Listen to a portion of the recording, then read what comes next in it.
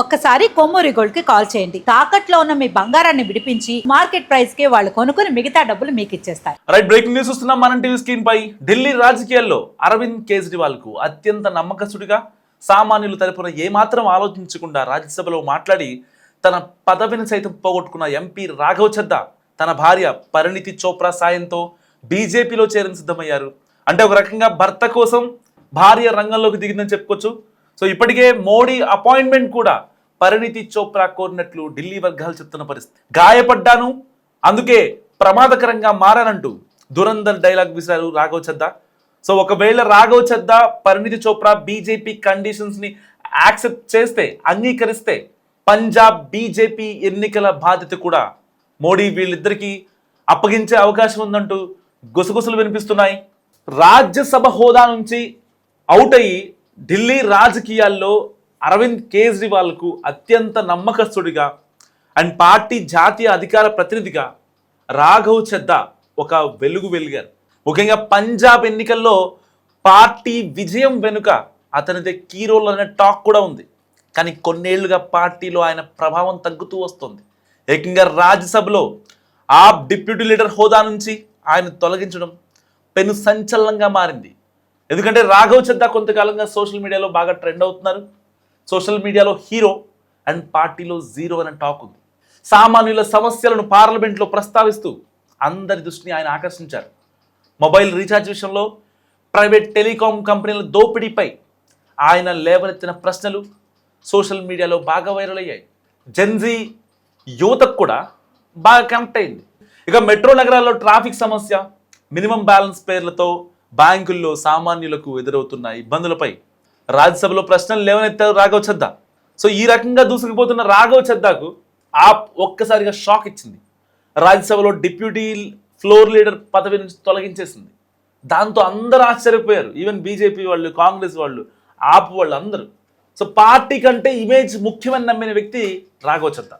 రాఘవ్ చద్దా విషయంలో పార్టీ నిర్ణయంపై భిన్నాభిప్రాయాలు రావడంతో స్పందించింది.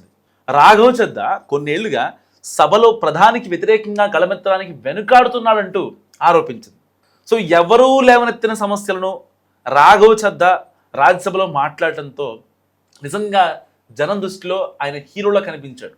ఎంపీ అంటే ఇలా ఉండాలరా అనే ఇమేజ్ కూడా వచ్చింది ఆయనకి. దాంతో సోషల్ మీడియాలో ఫుల్ ట్రెండ్ అయ్యారు. ప్రజల్లో సహజంగానే కొన్ని విషయాల్లో ఉంటే అసహనాలనే రాఘవ్ చద్దా ఆయుధాలుగా మార్చుకొని కొంతకాలంగా ప్రశ్నలు కురిపిస్తూ వస్తున్నాడు. సో ఈ కొత్తదనమే అందరినీ ఆకర్షించింది. రాఘవ్ చద్దా లేవనెత్తిన అంశాలను ఏ పార్టీ ఎంపీ కూడా గతంలో లేవనెత్తిన సందర్భాలు లేవు. కాబట్టే అతను న్యూ ట్రెండ్ లీడర్గా ఎక్స్పోజ్ అయ్యాడు. సో అతను రైజ్ చేసిన ప్రశ్నలన్నీ కూడా జెన్జీని ఆకర్షించేవి. అతని పొలిటికల్ టార్గెట్ కూడా జెన్జీ కిడ్సే కావచ్చేమో. సో ఇలాంటి ఏ పొలిటికల్ లీడర్ ఏం చేసినా తన పాపులారిటీ కోసమే. సో అందులో పబ్లిక్ ఇంట్రెస్ట్ అండ్ ఫేవర్ కూడా ఉంటే పాపులారిటీ చాలా తక్కువ టైంలోనే వచ్చేస్తుంది. ఇది రాఘవ్ చద్దా లాగా. సో రిపీట్, నిజానికి రాఘవ్ చద్దా ఆమ్ ఆద్మీ పార్టీ లైన్ కన్నా తన లైన్లో మాట్లాడటం, పార్టీ ఎక్స్పోజర్ కన్నా సెల్ఫ్ ఎక్స్పోజర్కే ప్రాధాన్యత ఇస్తున్నాడని అనిపించడం సహజమే ఏ పార్టీకైనా. సో పార్టీ కమిట్మెంట్ కన్నా జనం పట్ల అతనికి ఉన్న కమిట్మెంట్కే ప్రశంసలు వస్తున్నాయి ఇప్పుడు. అందుకే అంతే వేగంగా ఈ యొక్క డిప్యూటీ ఫ్లోర్ లీడర్ నుంచి తీసివేయడానికి షాక్ ఇస్తూ అంత వేగంగా డెసిషన్ తీసుకుంది. సో రాజ్యసభలో డిప్యూటీ లీడర్ పదవి నుంచి రాఘవ్ చద్దాను తొలగించడంపై నిజంగా దేశవ్యాప్తంగా తీవ్రంగా చర్చ జరుగుతుంది. కన్వీనర్ అరవింద్ కేజ్రీవాల్ తీసుకున్న ఈ నిర్ణయంపై నిజంగా విస్మయం వ్యక్తం అవుతుంది. తనను పదవి నుంచి తప్పించడంపై యువ ఎంపీ చద్దా స్పందిస్తూ తానేం తప్పు చేశారని ఆపదిస్తానని ప్రశ్నించారు. తాను మౌనంగా ఉన్నాను కానీ ఓడిపోలేదంటూ పార్లమెంట్లో తాను లేవనెత్తిన సమస్యలు ప్రసంగించిన వీడియో క్లిప్ను రాఘవ్ చద్దా సోషల్ మీడియాలో పోస్ట్ చేశారు. సో వెంటనే ఆయన భార్య బాలీవుడ్ నటి పరిణితి చోప్రా తన భర్తకు అండగా నిలిచారు. తన భర్త రాఘవ్ చద్దా వీడియోను ఆమె తన ఇన్స్టాగ్రామ్ స్టోరీలో షేర్ చేస్తూ ఆవిడ మద్దతు తెలిపారు. పార్లమెంట్లో ఆయన పనితీరుపై గతంలోనే పరిణితి చోప్రా చాలాసార్లు ప్రశంసించారు. సామాన్య ప్రజానికం ఇబ్బందులపై ఆయన ప్రజాస్వామ్య దేవాలయంలో గళమెత్తడం పట్ల హర్షం వ్యక్తం చేశారు పరిణితి చోప్రా. ఇప్పుడు కాదు, ఎప్పుడైనా సరే.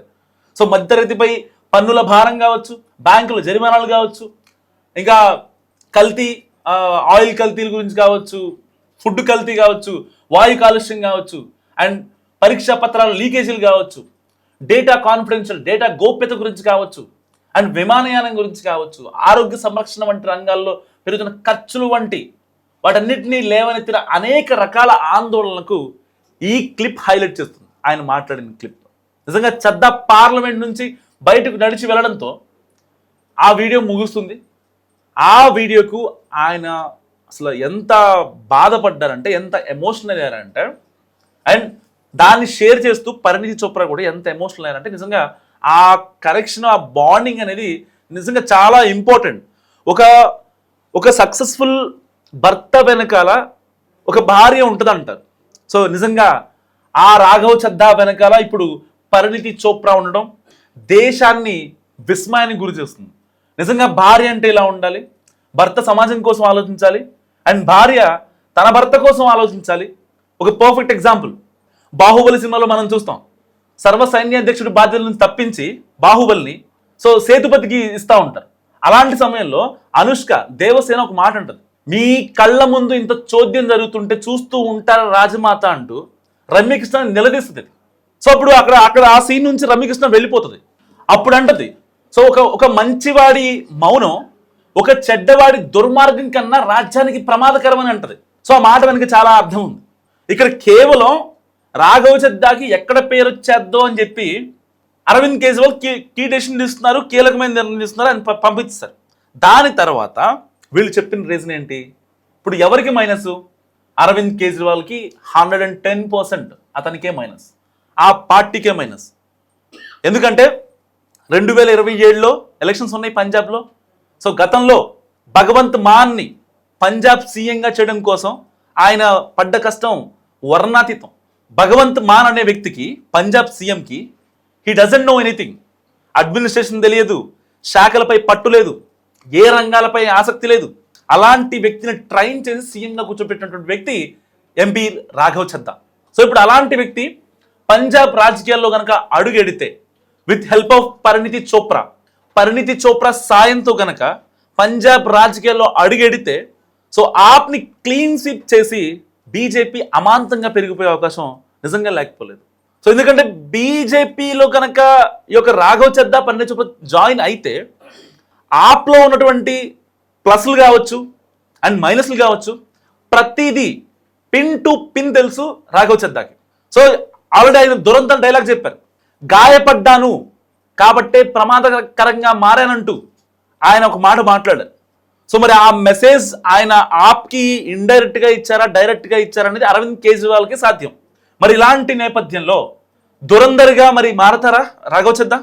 సో మీరేమనుకుంటున్నారు?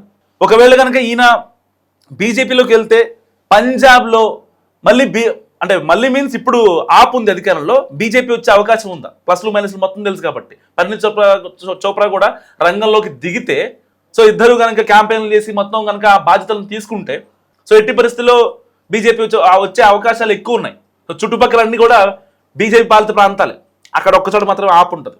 సో మరి ఇలాంటి నేపథ్యంలో ఒక్క చిన్న మిస్టేక్, అరవింద్ కేజ్రీవాల్ చేసిన చిన్న మిస్టేక్, ఆయనకి ఎక్కువగా ప్రయారిటీ వస్తుంది, దేశవ్యాప్తంగా క్రేజ్ వచ్చింది.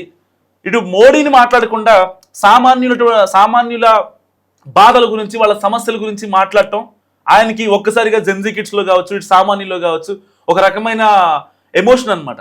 రాఘవ్ చద్దా నుంచున్నారు రాజ్యసభలో అంటే, రాజ్యసభ అనేది ఒక కార్పొరేట్ సభ. బేసిక్గా చాలా పెద్దవాళ్ళు ఉంటారు, మిలియనీర్లు ఉంటారు, బిలియనీర్లు ఉంటారు, కోటాను కోట్ల సంపద ఉన్నోళ్ళు మాత్రమే ఉంటారు దాంట్లో. పార్టీ నామినేటెడ్ కదా, గెలిచిన వాళ్ళు, పార్టీ తరఫున గెలిచిన వాళ్ళు దీంట్లో ఉంటారు. పార్టీ నామినేట్ చేస్తే రాజ్యసభలో ఉంటారు. సో వాళ్ళందరూ కోట్లు ఉన్నోళ్ళే.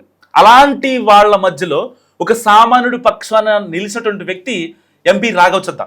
ఇప్పటిదాకా రాజ్యసభలో ఈ యొక్క రైల్వేల్లో జనరల్ సీట్ కొంటాం. ఇప్పుడు హైదరాబాద్ నుంచి కాజీపేట వెళ్ళాలంటే ఒక 40 రూపాయలు ఇచ్చి మనం జనరల్ టికెట్ తీసుకుంటాం.